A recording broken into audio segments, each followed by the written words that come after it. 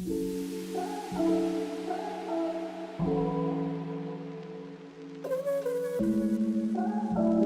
to The Big Break Show, a podcast where we discuss short-term rentals, entrepreneurship, life, mindset, and everything in between. Here are your hosts, Rafa Loza and Jesse Vasquez.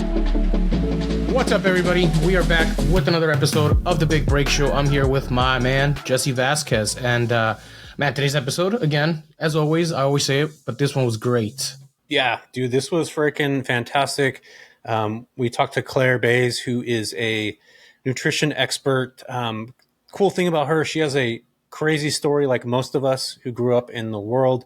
And she talks about that stuff in detail when it comes to the lack of nutrition in her life, you know, and just really becoming a CrossFit, you know, in the CrossFit space, exercise, nutrition, opened my eyes to a lot of stuff. And she's just, man, it's such a breath. Did I just say breath? Such a breath of fresh air. The breath of fresh air. She just talks about food and just like exercise. And it's just cool to hear people doing things. And we literally just found her on the internet, like some, you know, on a post. It's cool, man. We live in a cool time. You guys got to listen to this. Yeah. You know, I gotta kudos to you because you found her, and I'm glad you did because she was awesome. My entire focus this year is health and fitness and wellness and life longevity. And this was a great conversation to talk to her about because it's aligning with everything I'm working on right now within myself personally. So I'm really excited for everybody to listen to it. And she's fun. She was fun to talk to and she was great to talk to. So I think it's going to be an enjoyable one. So without further ado, everybody, enjoy the show. Hey guys, Rafa here. A lot of you guys have been asking me if I have a course, if I teach, if I mentor my short-term rental business. And the answer is I do actually. I just recently released my very first course. It has about 120 videos. If you're part of the monthly membership, we are adding 2 new videos a month in current issues or projects that I'm working on within the short-term rental business. And we do 1 monthly call live where you have access to me to ask me all the questions you want. So if you're interested in joining the course or if you want any more info, click the link below. It is application only. We only open it to a certain amount of students every month because we want people who are serious, who really want to be a part of this, who actually want to take their short-term rental business and grow it, or are starting from scratch and want to learn how to actually acquire properties doing rental arbitrage. If that's you, if you're serious and you really want to do this, click the link below, schedule a call with me or my team, and we'll get you going. Now back to the show. What's up, everybody? I am super excited because we have Claire Bays here, who is a CrossFit / athlete / coach / coming from a small town in Shawnee, Oklahoma. I've never even heard of that place, Claire. Where the hell is Shawnee, Oklahoma? How many people are there? So Oklahoma is the state directly above Texas, for those who are not so familiar with the U.S. map. So if you just go right above Texas, that's Oklahoma. And then you go right into the center of that state, you're near Shawnee. So right in the smack center. How many people are in Shawnee? Oh, I want to say it's like 30-something thousand. It's not teeny tiny, but it's not big. Well, 30,000 is pretty small. I mean, I guess it's I mean, compared to me, I'm in North Cal. Rafa's in SoCal, where there's like 1 billion people in like a little tiny radius. So that's... Well, 30,000. I think that's like less than what lives in my city.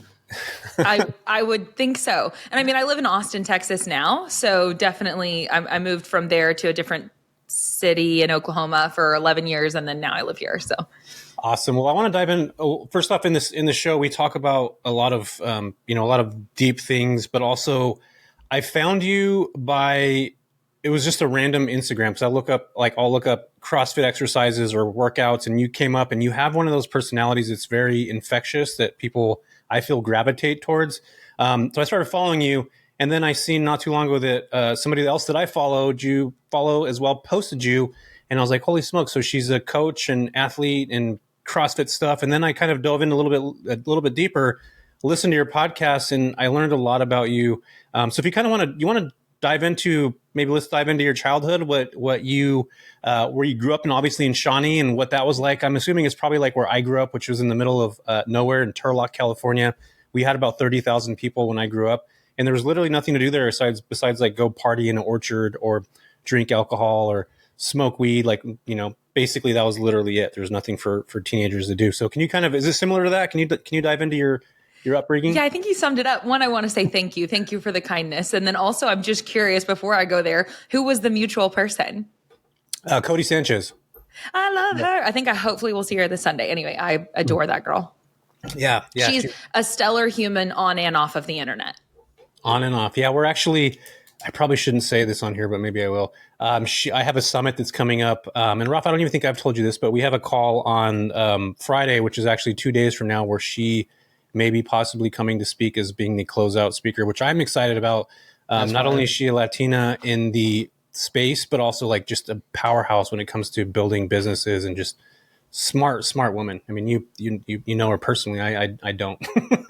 Yeah, the story there is so funny. I met her last October, I suppose, and I did not know who she was on the internet. Right, being here in Austin, that happens quite frequently, which is like a real gift of being here that I didn't anticipate.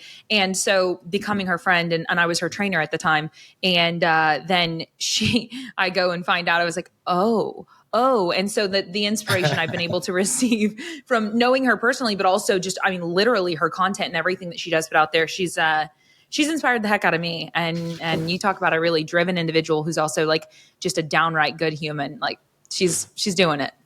That's pretty awesome. That's awesome. Yeah. Anyway, okay, we can go back to me. She's great. Yeah. I love that. Yeah, let's talk about that. Let's go back into so you grew up in the small town. Yeah. Probably not much to do there. Kind of break that down for us.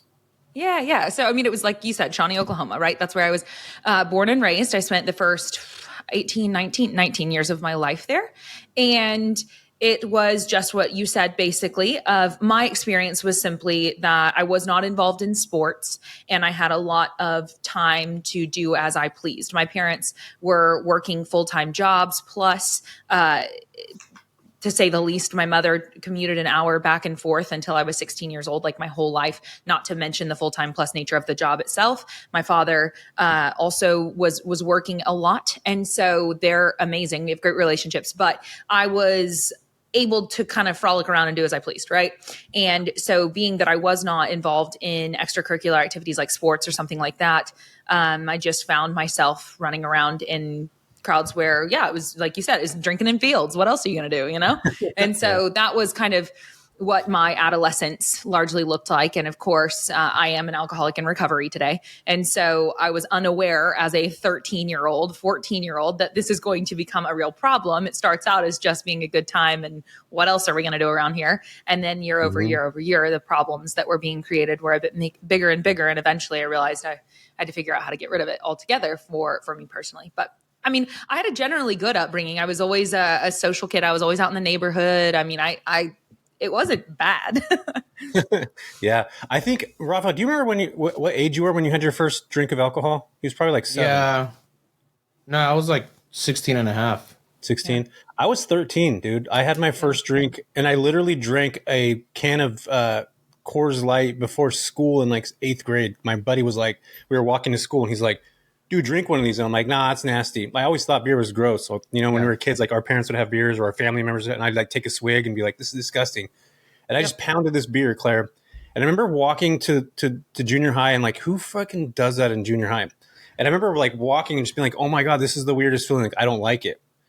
But then I realized like it was kind of fun. And it was that like intriguing part of me that just decided like and I didn't start drinking like heavily at that age, but it was my first introduction.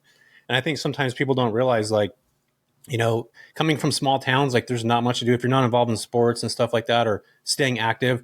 But one of the things that I realized early on, and we could talk about this here, which is where I wanted to go, is that there was this dude named Nick. And if it wasn't for that guy, I wouldn't have probably tasted my first drink of alcohol. And then I surrounded myself with people that's what they did. I grew up in this super skateboard culture where people just like drank, smoked beer, skated everywhere. And that's what we did. And it put me in that sphere where, people say this all the time, like, you are the sum of the top 5 people you're around the most. Sure. That is so freaking true, even at a young age. Would you agree to that or disagree?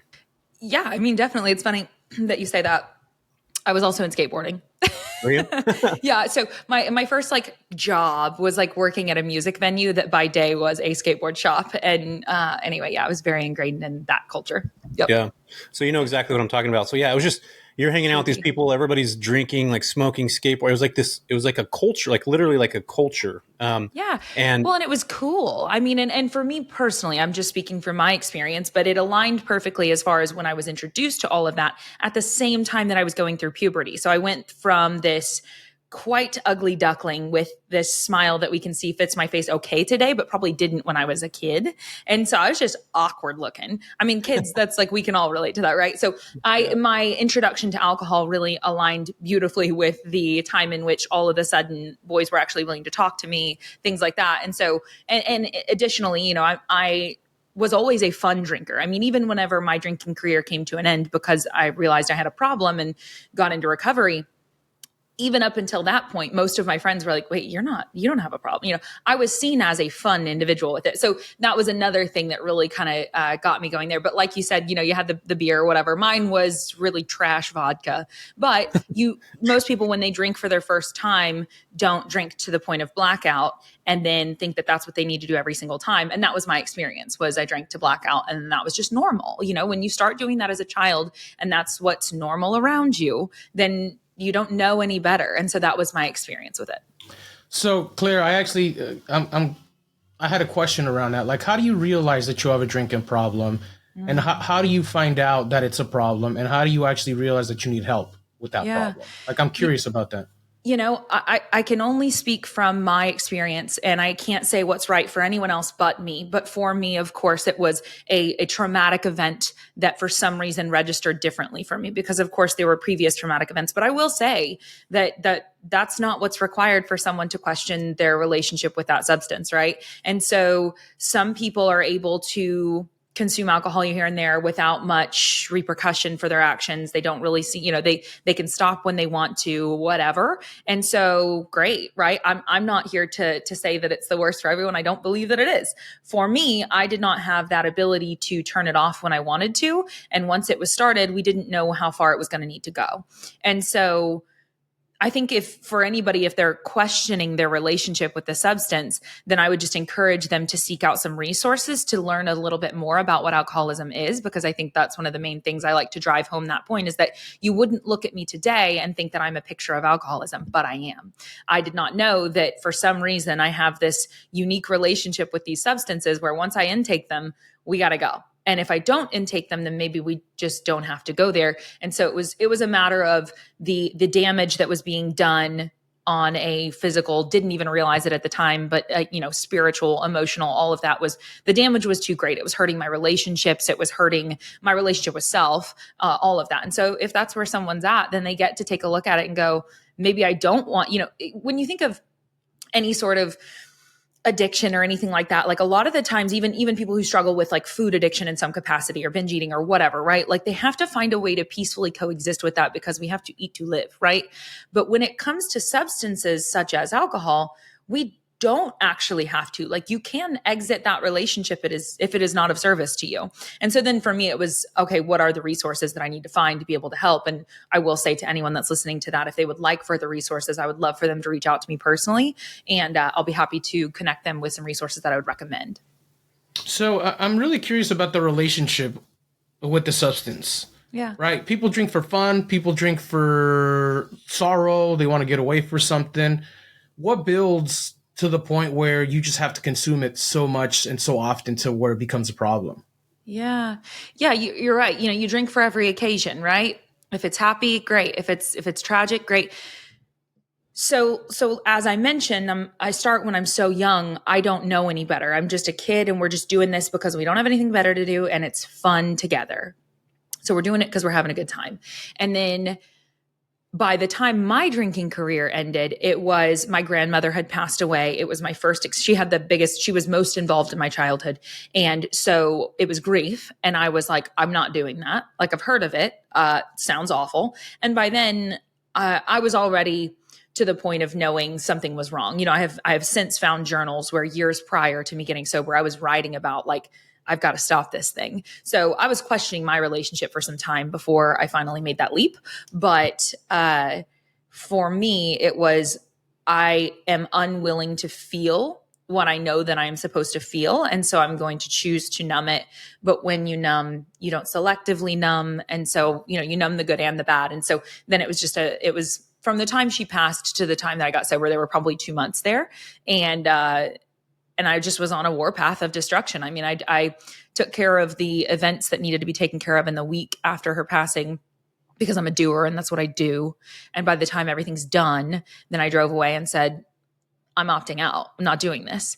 And then I proceeded to be numb most of the time for the next couple of months until finally I woke up and was like, wait a second, you'll never have to be in a room like this if you're not doing this thing. And so if you can leave this thing alone, then maybe you'll never have to experience anything like this again, because this is pretty bad. Yeah. I could tell you this, that grief it's a motherfucker. And the reason why I bring that up is I lost my dad. I don't want to choke up here about this, but I lost my dad in 2017. And when I lost my dad, I didn't actually grieve for a year. I got on antidepressants. Like, I didn't feel anything for a year. I just was like, I don't want to deal with, like, my dad's my best friend, like helped me raise my kids, and just was like, it was freaking awesome having a dad. And everybody that has parents out there, like, you're so lucky. Utilize them, or if they're in your lives or whatnot. But grief hits people in different ways. Everybody has, like, the 7 stages of grief. Everybody goes through these different things, but feeling those feelings can be super impactful, especially if your grandma raised you. She was like that identity person that you had probably growing up. That was that comfort, and there was that, peace. What I like to say, like that peaceful person that you can just be around and have that peace. But putting off grief for a long period of time, like, it does stuff to you, like, when you do that. And I'm getting, like, again, for me, it was like, I didn't know how to deal with not having my dad, which is probably sounds like what you were going through. Mm-hmm. So did you have a moment where you were just like, I have to feel this, like, I have to start processing these things? Or were you just like, I don't even want to feel this at all, this is done, like, I'm just going to go swig on some shitty vodka? Like, what was that like? Yeah. Well, I want to ask too, so you got put on antidepressants, and I'm just curious, do you mind if I inquire about that? Yeah, I feel like I'm being interviewed. I love it. Rafa doesn't even ask me these things. Rafa doesn't even know this stuff probably. But yeah, go ahead. Grief is something that most people, you're not really going to get through much of life before you have to deal with that thing, right? Like, it's not, you live long enough and you're going to lose something that matters to you, and you're going to have to experience grief. So, right. And I'm so sorry about your loss of your father, because grief still super sucks. Totally. And I love the phrase that it's just love without a physical home anymore, you know, to think of it with whenever I feel whatever I feel about my loss, it's like, yeah, that home just doesn't have a physical home anymore, but it's still love. But so you got put on antidepressants. Did you continue with those, or did you decide otherwise? And if so, why? Yeah, no, I was suffering from crazy panic attacks. Like, I was having panic attacks like all the time, like right after my dad died. I, just like you, I'm a doer. So, like, I'm the one in the family, and this sounds like you're the one in the family, where, what I mean by that is, like, anytime anything goes wrong, anytime anything happens, anytime a crazy circumstance happens, like, I'm the one that cleans everything up. I put the funeral stuff together. I was up on stage, up on the podium, talking about my dad's death. I was the one that did the speech. Like, I'm that guy. You're probably that gal in your family, the one. I like to call it the one person that, like, holds the glue of everything that's going to happen, and everybody counts on you for that. So I did what I had to do, just like you did. And then I started having crazy panic attacks, and I've had anxiety my whole life, but to this degree, I couldn't go to work. I couldn't process things. I didn't know how to process the grief. So they put me on, I don't remember what it was, Prozac, I think. It was a super small, limited amount of milligrams. I don't remember. It wasn't even like the actual therapeutic dose. It was lower than that. Mm-hmm. But for me, my body absorbs any substance. Like, it does a lot to me. So I took that. And what it did for me at that moment was it gave me, like, some kind of, it just numbed me. I didn't feel anything. Like, I was almost like a walking shell for a year. And then I decided after that year, like, I need to process these things. And God bless, like, those medications, like, they're helpful for a lot of people. They do a lot of things. I do believe that people have imbalances that are, chemical, and sometimes you need to have those things. But for me at that point, I'm just like, I have to take a step back, and I have to physically and mentally deal with these things. So I weaned myself off, got off the medication. I've been in therapy for years. I know that you're in therapy too. I've been going to therapy for so long. So that, in conjunction with therapy, exercise, reading, putting my mind to something, it really kind of put me in a path to, like, okay, now I can start to breathe and get these things together. So that's pretty much it. I commend you for finding the resources that you can find, right? I mean, I can't speak for, I've never been on antidepressants, and I don't know. And I've actually, because I'm sober now, have had to experience emotions that shock me, good and bad. And the bad freak me out, So I've certainly entertained it here or there, and then thought, I don't trust myself with substances. And also Yeah. I will say 2 weeks ago, I lost a family member to suicide, and they were on antidepressants for an extended period of time. Then you look at the side effects of some of these medications. And so I have those questions of, hold on, wait a second. If the idea is that this is supposed to make an individual, so yet again, obviously we know that there are people that are on them for, that have good experiences, but I guess I just toy with what is within my control that's not introducing pharmaceuticals, especially because whenever we look at what I do today, I'm a nutrition and fitness coach, and I'm absolutely constantly looking at like what is natural, what is the natural thing that we can do, and let's do all of that before we introduce something else. I'm a heavy advocate for that. So anyway, I commend you for doing the work, and it's freaking hard, and life's hard. Yeah, no, it definitely is. It definitely is. And that's going to kind of move me to this point now where we're talking about fitness. Rafa, do you have anything else? I know that I don't think your identity's alcohol, and I don't necessarily want to like sit there and talk about that, but I know it's part of your past, and it's also the person you are. Like those circumstances lead to where you're going. And I do believe that a lot of it was 15 years of my life. I mean, it was 15 years of my life. Right. So it is a very relevant piece of the story. And by now I'm getting to live the next chapters. And so I absolutely want to spend time on those because I want people to relate to those and to know that those are possible. But I love making sure that we touch on it because it is proof that you can be there and then decide, I don't want to be here anymore. Yeah, no. And you, for you to get out of that, you went to the 12-step program. You went to Alcoholics Anonymous, and you also have been in therapy, right? Is that what helped you kind of piece through that? Is that what the journey took you, or did you kind of just quit cold turkey? You're done, didn't have any support. You just kind of did shit on your own. Like, what was that like? I had loads of support, and I have loads of support still today. So I definitely, I stay plugged into recovery. And that's a big part of my life even today, because that's what gave me the gift. So no, I think that I'm a really firm believer that as humans, we're just not really built to do this thing alone, whether substances are any part of your story or not. We're just generally not built to do things solo, And so why even, like, if the tool is available, why not pick up the tool? And so, yeah, whenever I chose to get sober, I was like, so I've never tried this before, but like, I kind of need to do this. And so I'm going to need a lot of help. And so I went and sought help. Yes. And I continue to this day to just know that now, it's simply helping others. And then knowing that is also helping me. And so, yeah. Definitely therapy is, and that's actually, I probably need to go back, but I did go consistently for the first year of my recovery. And then I've gone, since here and there. So, yeah. Yeah. How long have you been sober, Claire, if you don't mind me asking? Yeah, just a little over 2.5 years. Nice. Yeah. Yeah. April 26, 2021, her mom's birthday. So yeah, I do my research. I love it. Yeah. It's on my mom's birthday. You're on it, buddy. So I got a question for you really quick before we change subjects, because I want to talk on the nutrition side of things. Yeah. But when you're around people who are drinking, does that affect you? Is it like something you're like, shit, I got to stay away from it? Or do you just avoid it at all costs, or it doesn't affect you at all? Yeah, yet again, this is a great question. And this is such a highly individualized experience. And so I think a person needs to intimately know where they stand and how, like, what's going to happen with them. And that can change over time. You can be the same human, and one day it's going to impact you differently than it's going to a different day. And so, like, what I would call that is like what your spiritual condition is.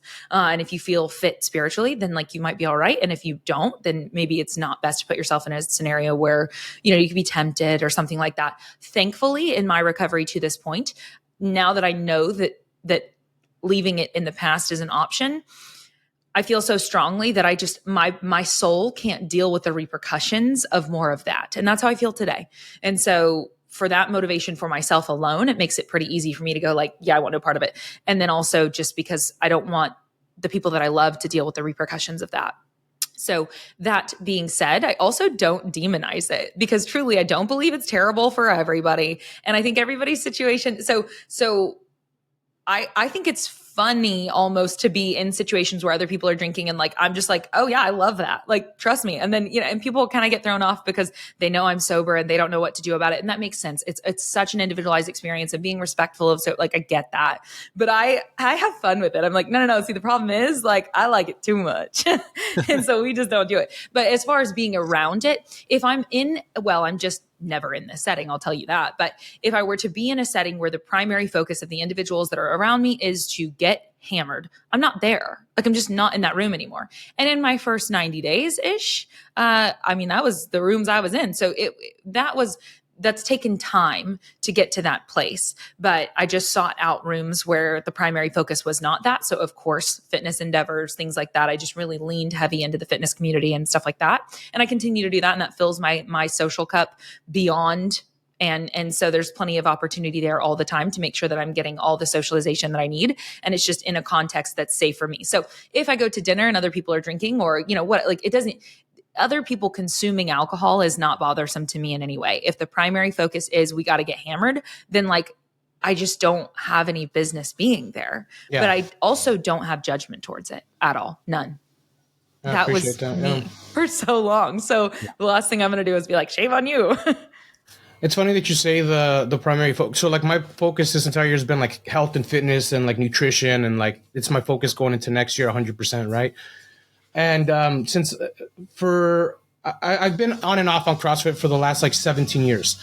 And so right before COVID, I was consistent every single day, 5 days a week for about a year and a half straight. Then COVID hits and I stopped working out, got super fat, started doing all the drinking and stuff again. But it's funny because about 4 months ago, I started, my neighbor, who's a really good friend of mine now, he's actually he writes up the plans for a gym down in San Diego. So I do his workouts at a local CrossFit. So I don't even do the workouts at the CrossFit here. I do his workouts with him. Mm-hmm. And we go every morning at 6 a.m. And since I started doing that, I have no interest in going out drinking, parties. I even avoid birthday parties. I'm like, happy birthday, but I'm not going to go.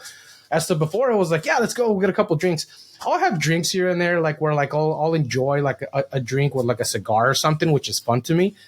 But after one or two, I'm like, enough, because I got to be up early to go work out.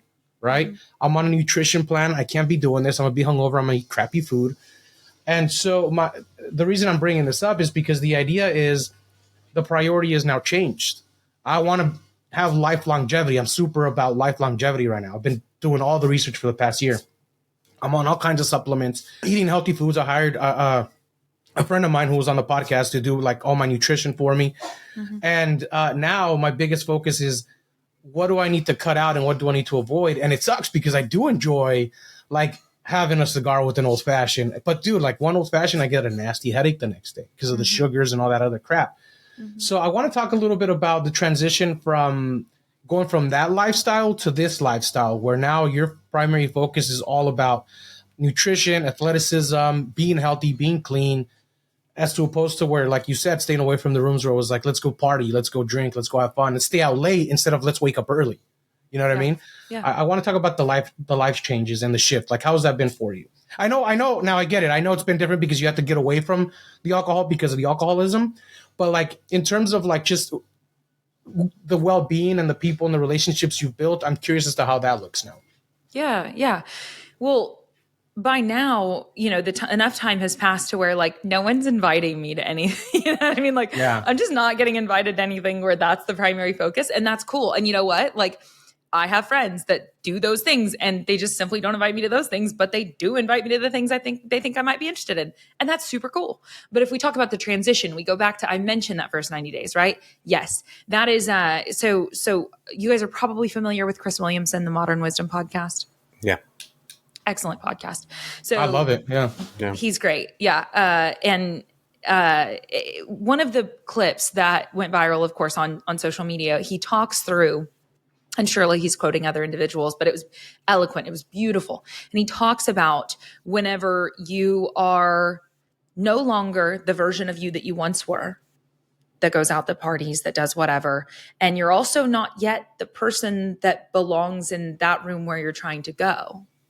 And so what that segment of time is the messy middle. Yeah. And it's the lonely chapter. And I really like referring to it that way and thinking of it that way, because I personally do not know a way to get over here without going through that bit of time. So yes, in those early stages, it was very much so, it was extremely hard. Now it was entirely worth it and I wouldn't change any of it. It was so worthwhile to do. But yes, as I suddenly go, okay, wait a second, I don't belong in these rooms anymore. And I haven't proven to anybody that I belong in these rooms yet, but I mean, it is a lonely chapter, but it's a worthwhile one. So I just kind of think that's a good framework for it. And then what did I do? I did things like, I launched into 75 Hard. That was a wonderful tool for me. I actually am doing the Live Hard program right now. I'm in phase 2. So I've done it multiple times now in recovery. So that was a great resource for me to just simply have like good actions to have to take each day, because I did not know what to do with my hands. I had to relearn how to eat food at social events so that I wouldn't be lethargic and pissed off at everybody for no good reason, and drink water, simple things like that, like learning what a circadian rhythm even is. But I found cycling was something that I started to do, and I was doing like endurance cycling at that time. So hundreds of miles a week on the road, because I just I did not know what to do with myself. And so I'm kind of an extreme person. If we haven't already like sorted that, we will by the time we're done talking. Like, I'm a bit intense. And so it was like, okay, well, I guess I'll just go do this now. But I found people that would do that for 50, 60, 70, 80 miles on a Saturday morning in my local community in Oklahoma. And I would just meet up with these individuals. And so were they potentially decades older than me? Yeah, but they were wonderful, and they were going and doing something worthwhile. And it gave me an outlet to go burn up some energy, be social, whatever. So it went from I'm out late at night, Friday, Saturday, Sunday, whatever, to suddenly I'm waking up and getting to this parking lot by 8 a.m. on Saturday morning so that I can go ride a bunch of miles. That was an outlet that I chose. And then from there, just continuing to lean heavy into the fitness community. And yes, CrossFit was kind of as far as professionally into the fitness industry, CrossFit was my entry point. It was actually my entry point into fitness in general, because like I said, I didn't do sports or anything like that. So it wasn't until I was in my 20s till I started to even go to a gym. And so that was a very long journey. I'm now 31, and now I work in the fitness industry, which is so freaking cool. But yeah, I think just holding space for the fact that it's going to be uncomfortable, and to lean into all that community stuff. And you know this all too well, but in order to belong, like you have to show up. And I do believe that if you show up somewhere and you're curious about something that people are passionate about, they like that. They like to talk about what they like to talk about. They like to show you what they're good at. And so even if it's wildly uncomfortable because you're new and you don't think you belong yet, if you just show up and get curious about whatever it is that's their thing, they're probably going to be happy that you're there. And before long, you will feel like you belong there. And that has a tendency to look worthwhile to me. I love that. It's so true. It's funny, whenever I go to these like events, or for whether it's real estate or just fun things like dance classes, everybody just talks about it nonstop. And the more you ask questions about what they like, the more they want you around them. It's funny. Totally. You said something that really piqued my interest, because I'm all about it right now, and it's learning how to eat well. I have to change my diet and my lifestyle drastically, and it sucks because I love to eat. Yeah. And I love to go to restaurants and just try everything possible just so I can eat it, whether it's healthy or unhealthy. How's that look for you? Did you have to learn something? Did you have to hire someone? Did you just do the research and consume the content? Because right now I'm all about the grain bowls. Like that's what they've put me on. And I'm realizing that it's probably the greatest thing ever, because I absolutely love it. Right. Where like you're eating the ancient grains, which is the quinoa, the rice, the black beans, the lentils, whatever it is. And then you got the greens, the reds, like all the colors basically, and your protein. And I never considered that even being a meal. Like I like to go and eat sushi and maybe have some like, a steak on the side or something, just consume different things. And I'm like, dude, I want to eat this every day. How is that for you? Like, I want to talk about that for a second. How did you learn to eat good? Because you said that I had to learn how to eat good. And I'm like, oh, okay, let's talk about that for a second. Yeah, well, it sounds like you're eating real food today, which is cool. And by that, I mean it's like single ingredients, or at least you can read it and you can make it in your own kitchen, which is not ultra processed food, which is a great place to take a look. So as far as my journey with nutrition, that started before I got into fitness. So I have an interesting background professionally, to say the least, including the fact that I opened a nutritional supplement store when I was 18 years old. So LOL. And that was simply, I grew up in morbid obesity, and I did not want that to be my path. And so I got out of high school and I got a little bit more sedentary, and I started to pack on weight. I had eaten fried food my whole life, and it had not really packed on to me. But it was starting to. So I started doing this shakes and whatever, the different brand told me to do. And it was just a severe caloric deficit, but I didn't have any awareness. I grew up on fried food. I didn't know what a macronutrient was or a calorie, but I was in a severe caloric deficit. And so sure enough, I lose weight and I'm like, oh, magic. Okay, great. And then they say, hey, it's multi-level marketing. You should open one. And I said, okay, great. And I go get a bank to loan money and bop, there we go. I did sell it a year later. The girl that I got to drop out of college and do it with me still owns it in a different location. And she's just has a great quality of life with it today. And I'm so stoked for her. And I think it was a really cool part of the story, but I exited that because I had not yet learned how to live a healthy lifestyle. I knew how to be in a severe caloric deficit or to be eating fried food. I didn't know anything in between. And I felt like a fraud. And so that was what I launched into. And then I was just bumping up against the walls, both directions. I'm either severe deficit or I'm way overboard. And so I did leave that because I felt like I could not honestly tell somebody how to sustain a healthy lifestyle yet because I couldn't. And so by now I am a nutrition coach and I've certainly spent a long, well over a decade now, I'm obsessed with the human body. And so not only how it moves mechanically, but how it's, when you ingest something, how that goes for you. And so it's just been a very long journey and I've had a lot of iterations of what that looks like. But I find for most people, typically, if we can just try to steer towards real food, not ultra processed. Can I read the ingredient label? Could I make it in my own kitchen? That seems to be a generally good direction to head. From there, do I even know what my caloric expenditure is? I definitely, in coaching, work with individuals and I use macro tracking because it provides us with data so that then we can learn their behaviors so that I can help them and so they can become empowered. So that's a tool that I use today with my clients is macro tracking and caloric intake tracking because we can play with it. We can see, and I don't put people in severe deficits. I'm not a fan of that. If you want to lose body weight, you want to lose fat, then a slight deficit will get us there in a sustainable fashion and we'll learn some things. And I'm not a fan of added sugar. I just want to keep it out. If there's sugar added in it, it's not in my home. So that's where I'm at today. So what you just referenced right now was not eating very much. That's what they call these days the girl diet, right? You see that a lot on social media. It'd be girl diet. It's literally 3 carrots and a little tiny piece of hummus. I'm how the fuck is anybody supposed to live? Your body's not supposed to survive off that. You know what I mean? Totally. Yeah. And you don't know any better. And I mean, there's all of these different medications out there today that suppress appetite in such a way where they don't even feel hungry, but you've got beautiful resources like Dr. Gabrielle Lyon that just came out with her book, Forever Strong, that just talks about the importance of skeletal muscle mass. And so not only is resistance training quite important, but we need to eat enough food to feel like we have energy throughout the day and to be able to support the tissues within our body that we want to retain and build. And so, yeah, a few carrots a day is insufficient. And I love when people come on a wellness journey, it's always so fun because they just think that less is better, when it comes to food, is the fewer amounts of things that I can consume, I'm winning. Right. And then it's no. And so usually especially because this happens mostly with women whenever they come in, although I work with men as well. And for them, it's still, they just want to overdo it on the exercise a lot. I deal with them a lot more of calm down over there, and women, it's eat more. And they're just floored by how much food they should be eating most of the time. It's funny. I want to touch on this really quick because most people, and I want to emphasize this because everybody's going to be listening to this might be going through something like this before they change, because I went through it. And when I was changing through the diet, everybody thinks you have to go on this diet. It's a diet, but it's not a diet, right? It's a lifestyle change in terms of the changing into it. I looked at it in a negative perspective as to, oh my God, and I have to stop eating what I enjoy eating to eat this crap.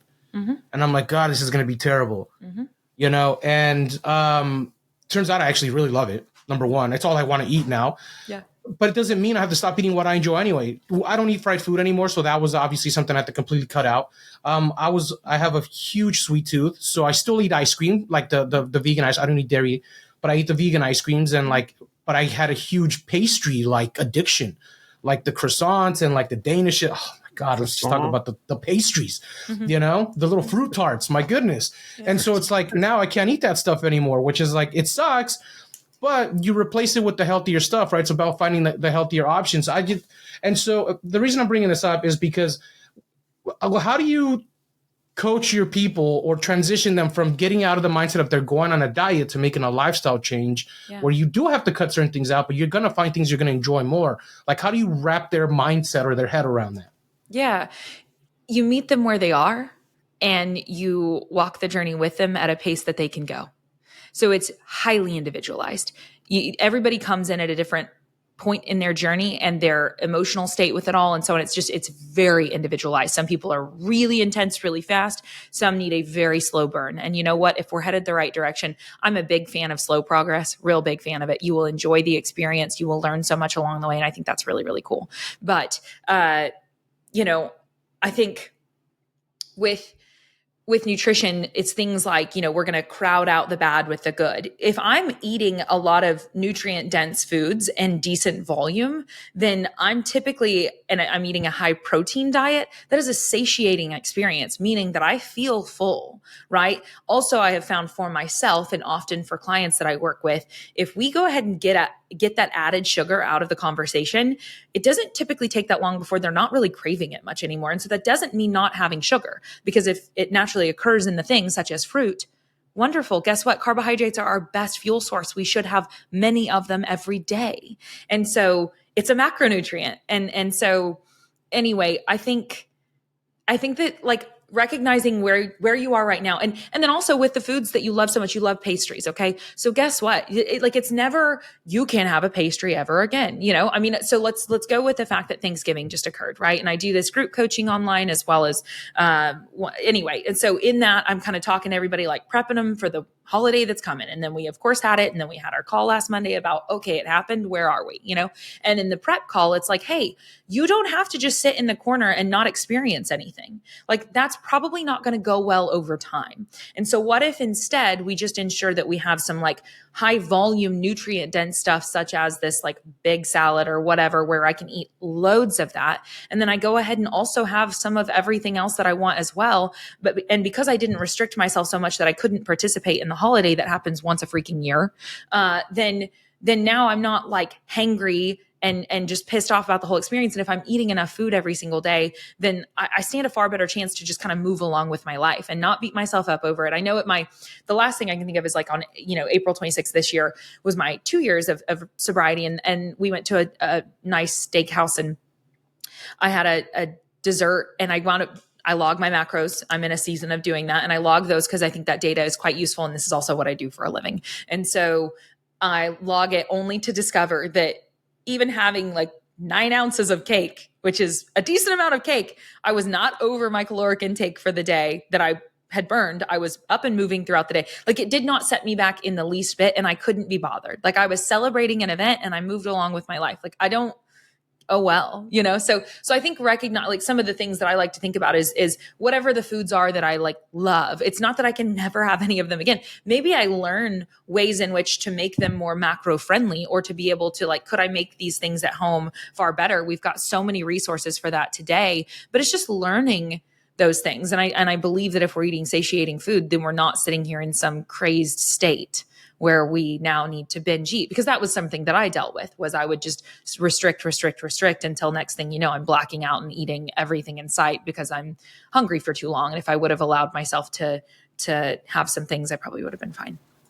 So yeah, you never have to get rid of what you like. There was something that you said where it was the slow progress. And I think that's awesome. And I'm loving what you're saying right now, because same thing with me. I either go all in on something or I don't do it at all. Mm-hmm. And it sucks sometimes because it's a double-edged sword. Sometimes I end up not following through with it because I don't want to go all in on it. Mm-hmm. And so now that I'm on this like nutrition journey, I'm eating these bowls that I'm telling you about and like these like whole foods, and like I'm enjoying it. But then I'm like, oh, I can't go eat this. Mm-hmm. And so I was just in Milwaukee for 4 days and I said, you know what, screw this. I was like, I have 2 really good meals during the day. I'm going to go have 1 bad meal because everybody else around me wants to go eat like we want to go eat dumplings. Mm-hmm. And so I was like, let's go. Right. And it was great. And now I don't beat myself up about it, because I know that at least when before it would have been like a really shitty breakfast, a really shitty lunch, and now dumplings. Now it was like really clean, at least 1 bad thing, but at least it's the progress. Next thing I know, soon enough, it's going to be like just health, clean, right? Totally. And then once a week, I'll have like that really shitty meal where I can enjoy it like on a date night or something like that.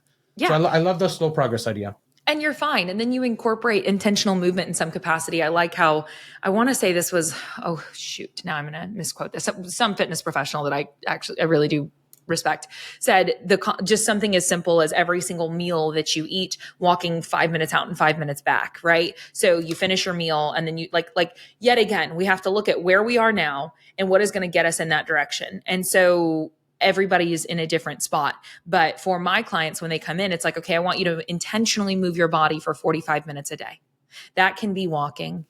That counts. And then if we do it immediately following a meal, that's great for digestion. And if we do the 5 out, 5 back and we have 3 meals a day, that's 30 minutes right there, Yep. So where can we work this stuff in? And then over time, like, so I get to coach my mother, and I've had the opportunity to coach her since January. And this has been really cool. We're almost awesome. here, and she's walked almost every day, and and she just loves it. And whereas like for my lifetime was sedentary, that was not a part of her life. And so we've incorporated 3 different exercises of resistance training a couple of days a week consistently. We're just slowly iterating and incorporating new things as she's ready for them. Yeah. And that's great. I love that. We look at this calendar year, we won. Like, we're good, And so then we play that out over another year and another year. And what are the new habits that she picks up and the new insights that she gains? And it's just, and you could apply that to yourself. I can apply that to myself, right? Like, we are all humans who have the capacity to grow. And so we're all going to keep learning. And yes, you're exactly right. Having one meal once a week where you had dumplings, like, who cares? Move along with your life. Yeah. Yeah. And I would beat myself up about it before too, which would suck. Yeah. The biggest battle that we face is the one we tell ourselves inside of our own brain. I mean, it's really, and that's Monday's call after Thanksgiving. It was like, hey guys, guess what? How many of you have this really terrible narrative going right now about how terrible you are? And everybody's like, me. It's like, okay, cool. What is that serving you? Yeah. You're actually fine. This is not defining. Also, we have another month before we have another holiday. So why don't we take some esteemable action and we're going to be just fine. Yeah. Yeah. It's funny because during the holidays, I used to be like, no, I have to eat all this food. It's the holiday and it's not going to come till next year. Now I'm like, I had really good meals all week. Like, like Thanksgiving, I didn't even want to touch any of the food, but I had to eat it because I felt bad not eating the food that they cooked. I was like, I don't want this. I was like, just give me a tiny little portion of everything. And I was good to go. Yeah. It becomes a complete different like aspect of the way you look at things. Yeah. Yeah, I think we're our own worst critic all of the time, and just recognizing that none of these isolated moments are actually that defining, and you just kind of move along and let yourself be a human. Yeah. Yeah. Claire, have you seen that show Physical on Apple TV? No. You got to check it out. It's about like the 70s. And for those of you who watched it, or Rob, have you seen that show Physical? No, I didn't even heard about it. It's about this woman that started I love it because it's like an entrepreneurial type show, but it shows her like her addiction. So she binge eats, but she's also the person that's an instructor that starts the aerobic exercise. You know how women back in the 70s would pop in these videos, or 50s, and they would do these aerobic exercise. Yeah. She would like binge eat, go throw up. Like literally she would go to a hotel, put like all these cheeseburgers in a row, eat them all, and then throw everything up, and then not eat for for days, and then continue that cycle. But then she was also promoting that she's like this health and wellness and fitness eater. And it's that slowly over after you watch the episodes over the seasons, you start to see that she's like starts to like come to her own fruition. Like what she's teaching is not how she actually is living. And it's like eating at her. It's like this guilt kind of like a complex that she has. But it's such a good show because it kind of check marks all these boxes where, staying healthy is important, but also living your purpose for like what you talk about is what you're doing, and it talks about like confronting demons. And I just love shows and people and stories that encompass like these, like what we call, you said it earlier, you had mentioned it, like, the middle area, like that middle area is where people progress the most.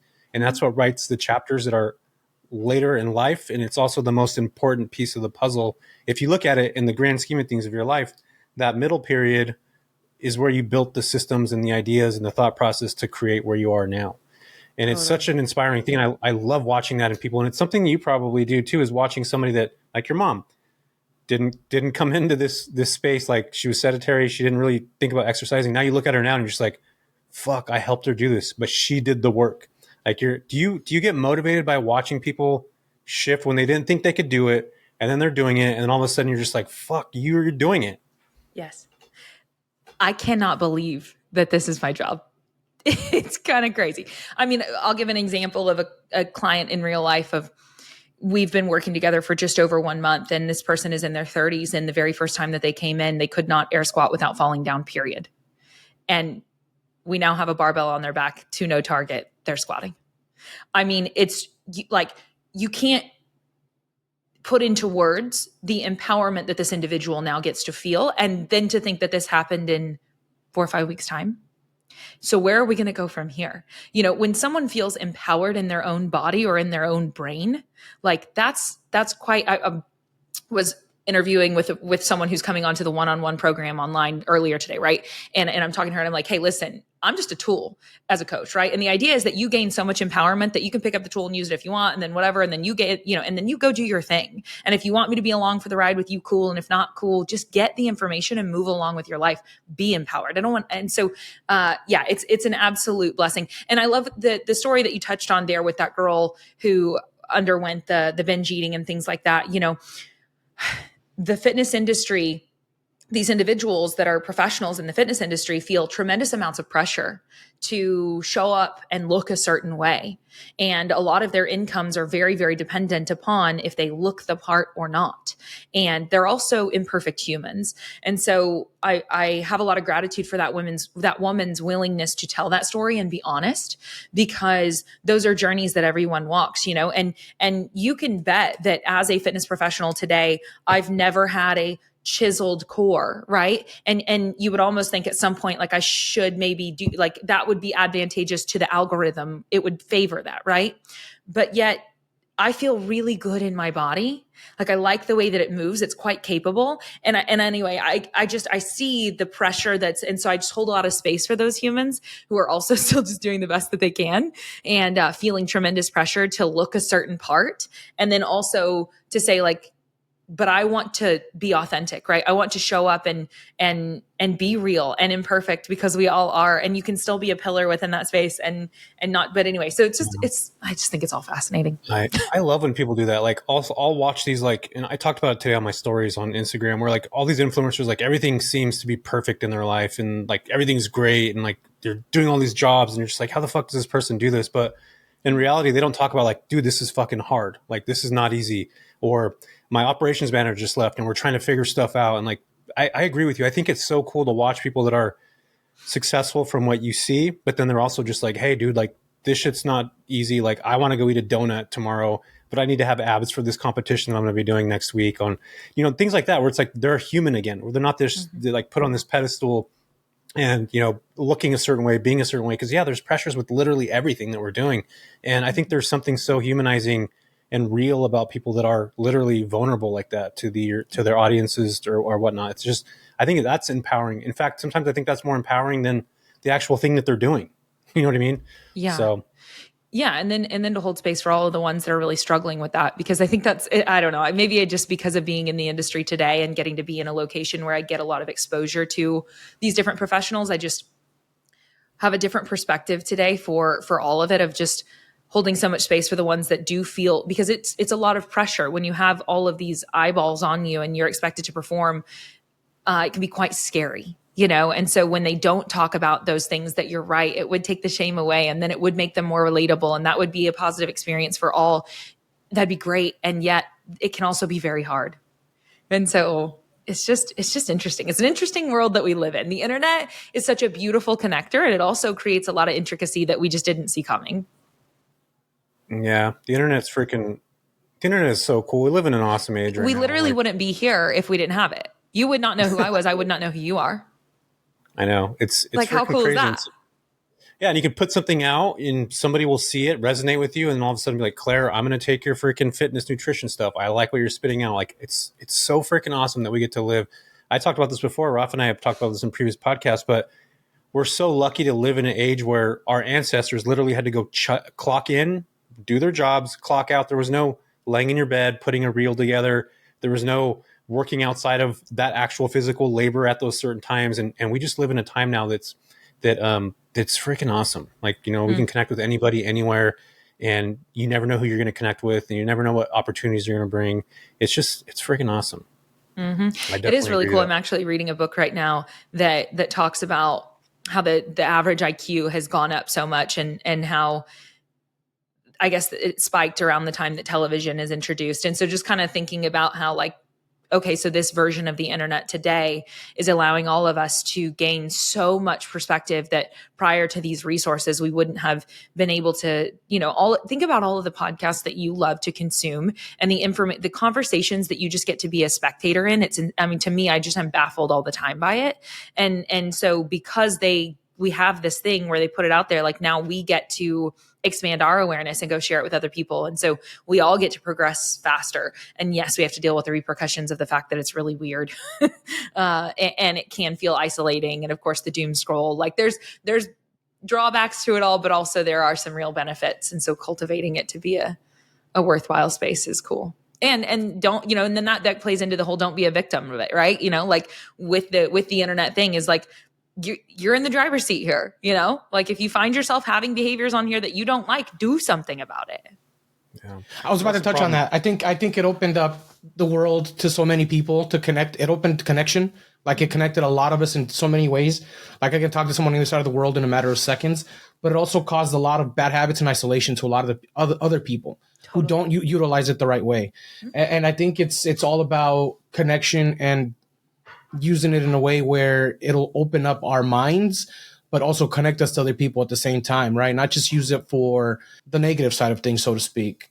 Yeah. So anyway, I know we're getting to the top of the hour really quick. I'm sorry, Jesse, go ahead. I was going to say that I just want to touch on this real quick because a lot of us, like Claire just talked about, she didn't grow up where her family was talking about nutrition. Her family, they didn't grow up that way. You're not going to be around, if you're around people that aren't talking about things that you're wanting to learn from, that aren't saying, hey, dude, you're on the internet a lot. Like, there's ways to learn stuff like a podcast or, there's things that you could pick up. Like you have to kind of have people give me those nudges. I think about it now. Like if I was 15 years old hanging out with all the skateboard people and I had one of my best friends was like, dude, I want to talk about building a business or something. Would I have kind of started to go towards that way? If you start, putting your mind to that, but I never had any of that stuff growing up. I never had anybody talking about nutrition. I never had any of those things. So I think it's important for us to educate the younger people, but also still make sure that we are putting boundaries with people that we know that we even love and care about. Like if somebody's unhealthy, like, hey dude, I see that you're unhealthy. Maybe you had that conversation with your mom, Claire, where you're just like, look, this is going to cause some serious problems later in your life. If it hasn't yet, it will in the future. Like we know there's a huge epidemic in the US with, people who are overweight and obese. It's common. It's part of the living here in the US.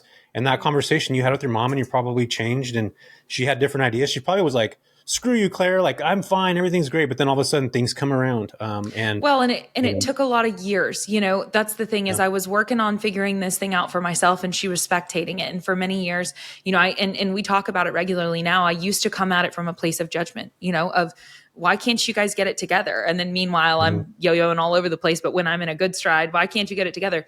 And thankfully I've been taught some tools I really like just around the idea of just live a quality of life that is so desirable that people ask questions, and they know that you're a resource that they can go to. And so when they're ready, because you don't get to decide when anyone else is ready, and whatever their pain point is for it is entirely their own. They may never find it and you're not going to make them get there. And so like just being someone who lives that quality of life in whatever way that it is, that whenever they get curious enough that they know that you're a safe place to go for it is like pretty cool. Yeah, it's funny you say that because I'm like that with my parents. I'm always arguing with my dad because he doesn't take care of himself at all. Mm-hmm.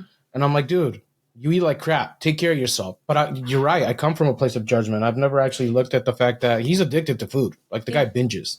Yeah. Well, it can be really hard. I mean, when unmet expectations breed resentment, right? So I have this expectation of you, Dad, that you're supposed to behave better because you're my dad and also you're smart enough and, come up with whatever reasons why you expect him to behave better, right? So now I resent the fact that you haven't figured that out. And then also, who's this serving? It's a really, and this is just like in real time. I have to this happens in my life all the time where I have to catch myself and go, oh, you're doing that thing again, And so I'm not claiming to have that perfectly nailed down at all, but it is really, really cool to just have gone through the stages of why aren't you behaving in a way that's better for you? How do you not get it? To that doesn't seem to resonate with anybody. And instead, yet again, if I can just kind of model positive behavior on repeat and enjoy it, it's kind of the thing with recovery for me is like, I'm going to show you how fun this thing is so that you're going to go, dang, that looks fun. And trust me, when I first got into that, I did not think that my biggest fear was I'm not going to be fun anymore. I was terrified. And thankfully I figured out I'm freaking riot. So we're good. You're like, I'm all right. Yeah. There's this quote from Naval that I really love. He talks about a calm mind, a fit body, and a house full of love. Like that's what true wealth is. And how, a calm mind, like how do you figure that out? A fit body, like there's resources for that all over the place. And then a house full of love, like once you have these things, it'll naturally come. That's what you were talking about it earlier, where those people will start coming to you for these kinds of questions. Everybody will start picking it up. And Rafa, you're talking about like people that are going out to eat dumplings. Eventually you'll end up with people that are going out to like eat grain bowls and not dumplings. You know what I mean? Like if I hung out with Claire all the time, I'd probably end up being ripped because I'd pick up the habits that she's doing on a regular basis. I'd end up with a freaking 6-pack probably of beer. And Rafa, you would end up with, what did you say? I wrote it down because I'm going to change your name in my phone to Fruit Tart because that's what you love eating so much. So Rafa, I'm actually putting that. Wait, is that your favorite pastry? Did you say that's your favorite pastry is a Fruit Tart? Yeah. Rafa's favorite. Okay. Now I I don't even know if I've had a Fruit Tart, but I'm intrigued. They're good. I never had it, but I'm putting it under his name under my phone right now. I love it. And hey, Rafa, I commend you on I think it's like, so you're talking to your dad and you're like, what, it's because you care. So how cool is it that you give a big enough shit? Sorry if that's that like you're coming from a place of like, I care. I want to help you. I feel like I have a tool and I want to help you. That's pretty cool. I appreciate that. Thank you. Yeah. Yeah, I was like, I told him I hired this guy, and he's like, oh, and I'm thinking like, I'll hire him for you too, but I don't want to push this on him, like, because then it's gonna be like, you're just making me do this. And he's been healthy, like he's been super healthy, but I'm just like, dude, you need to snap out of this. But it's conversation for. I got an idea for you, Rafa. How about we do this? I'll show up there. I'm going to be there in January. We'll rent a van. We'll whenever he's going somewhere, we'll literally blindfold him, put him in the back of the van, throw him into a workout gym with a blindfold on, and he has to do that stuff. Like Old School. Have you ever seen the movie Old School, where they throw the guys in the car and they have to they're part of the fraternity and stuff like that? That's Just funny. do that. Yeah, right, dude. He'd probably get a heart attack. That's funny. So, Claire, we're getting to the top of the hour. I want to ask you just really quick before we get off here. We ask these questions to everybody. So I didn't prep you for them because I want to kind of see what you say. But being that this is the Big Break show, we want to know, what was your big break? Do you have a big break, right? Like a defining moment in life that got you from old Claire to new Claire, whatever it is. Recognizing that I needed a power greater than myself. Oh, I love that. Okay. Can you break that down a little bit more? Yeah, I had been living my entire life answering only to me, and that had gotten me to a pretty shitty spot. And so figuring out what spirituality looked like for me and cultivating a relationship with God takes time. Yeah. But that definitely has absolutely transformed my life. I love that. I love that too. That's freaking awesome. I do believe spirituality is important. I feel like everybody in their own way, like yearns for that feeling, like learns for that connection, whether it's God or whatever religion people are in, the universe, whatever it is. But yeah, it's something that I feel is so empowering to a lot of people, and everybody wants it to some degree, but not everybody finds it. So it's cool that you found that. Our second question, an actionable step that somebody could take today after literally listening to this episode. So whether it's nutrition or getting out there working out or stopping drinking, what would that actionable step be? If I look at bang for your buck when it comes to quality of life, since that's kind of my shtick, right, is aside from the spiritual part that I just referenced, is are you getting sufficient sleep? So I know that's kind of, but if we look at like far more important than the food that we're eating and the exercise that we're doing is, do we have a circadian rhythm? Are we sleeping enough? Are we getting quality sleep? It's quite useful. So if I were to think of like one thing that would have great reward aside from, like I just mentioned, the spiritual stuff is what's our sleep look like? Yeah, I love maybe that. Really help us. Yeah, that's been my biggest focus aside from the health thing. Is I started with the sleep thing. I track everything. Yeah. Do you have a little Oura ring, Rafa? I've had it for a year now. Look at you, bro. This guy's freaking. I just bought a Whoop too because I can't work out with this, and it's annoying. I've been wearing a Whoop since 2019. What's I that? just bought it because I can't work out with it during CrossFit. So now what is it? I have a Whoop. Same thing, but for your wrist almost. Yeah, there you go. Oh, Yeah. it's that one there. Okay, cool. What is that? It monitors sleep, exercise, calories. Everything. It's the most in-depth tracker. Like, it's insane. I mean, there's literally an AI coach built into it today, but just the things that you can track, the awareness that you can gain about your behaviors. And I mean, I've learned all sorts of things, like the specific percentages that, like, if I eat close to bedtime, how that's going to impact my sleep on a very, very detailed level. I mean, it of course tells me how much I should sleep each night based on how much exercise or like how strenuous my day was. There's all of that coaching built into it, but also, my sleep is positively impacted whenever I share a bed with another individual or whenever I listen to white noise machines. And so it's just really cool. There's this journal feature to it where you can get so specific on each little thing that you do and whether it's a positive or a negative impact on your recovery. That's freaking cool. I listened to Huberman Labs, and he talks about this Sleep 8 bed all the time, and I ended up picking that bed up. It's pretty cool. It was cool, but it's not fucking comfortable. Oh. Have you slept on one of those before? Like, you could feel the little rubber things that are on the mattress. Yeah, so you can feel. Rafa, do you have one of these? I didn't buy one. I was going to buy one, but I didn't buy one. I didn't buy the actual bed. You probably have the bed. I bought the cover that goes over your bed, and with that cover, you can feel. I'm like one of those people that likes to be on a plush sleeping. Like, I'm a weird sleeper. Like, I gotta have something on the pillows, and I could feel the like the lining that's inside there. It's like little rubber of the water that circulates through. Get a pillow topper, dude. It'll still cool the pillow topper. I did put one on. I don't know. It didn't work the right way. But I used it for like a month, Claire, and like because I'm super into sleep right now. It's like so important to me, and I used it for a month, and now it's in my garage. So if anybody wants, let me have it. Bring it down. Bring it down in January.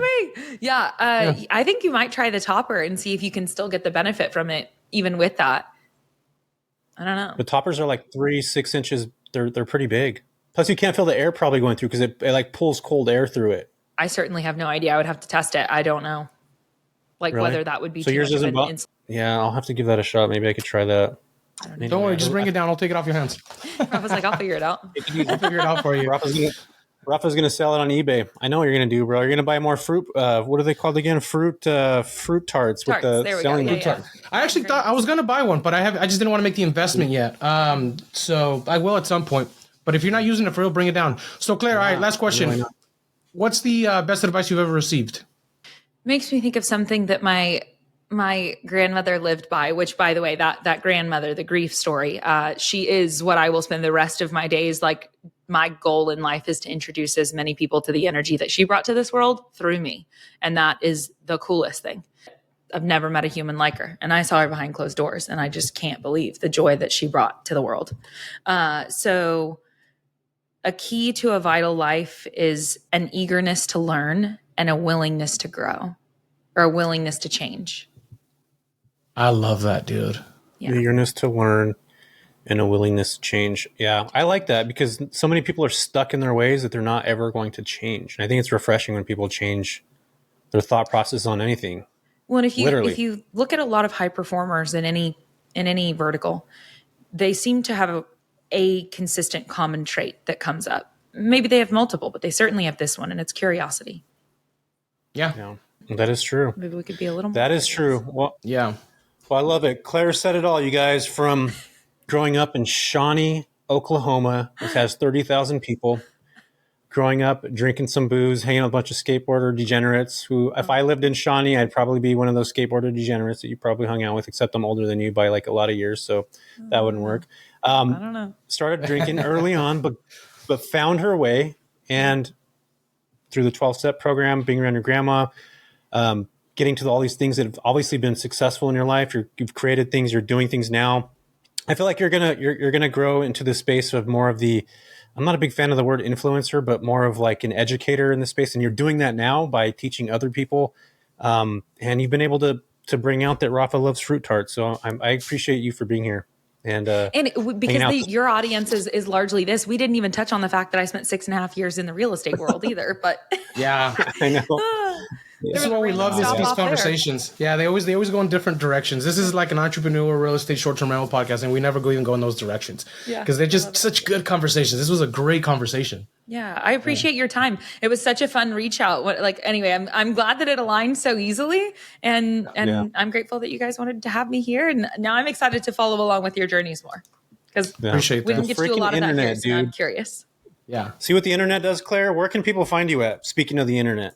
Yeah. The few places. Instagram is at Claire Bays, just my name. So ClaireBays.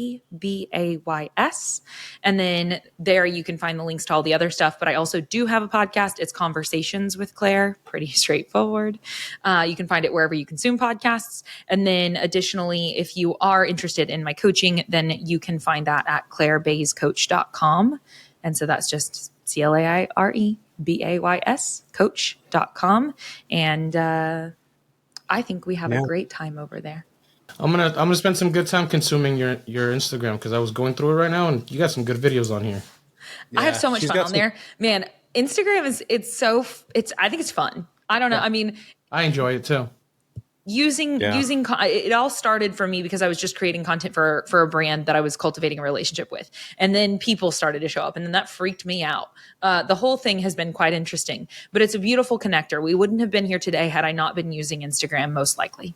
We wouldn't, so understanding that this thing is a tool, or if you have a business or a message that you want to promote, that these are tools that you can use for it. So anyway, I just kind of am like learning to coexist with Instagram better. And like some days I'm like, I love this place. And sometimes I'm like, I'm scared of all of you. But it's a cool spot. I like it. Yeah. I might end up having to take your nutrition app. I know that you have an app that's about nutrition and stuff like that, joining that because I want to eat better. I eat pretty clean now, but I think just have like the macro stuff I never did. I can't wait for there to be an app where I just literally take a picture of my food and it's like analyzing and it's like, this is how many calories. Like dude, somebody needs to freaking put that together. That'd be like $1 million app idea right there. I will say once you get in the process of tracking the first like 2 weeks, there's some friction, especially the first week. And then after a couple of weeks, it's just clockwork.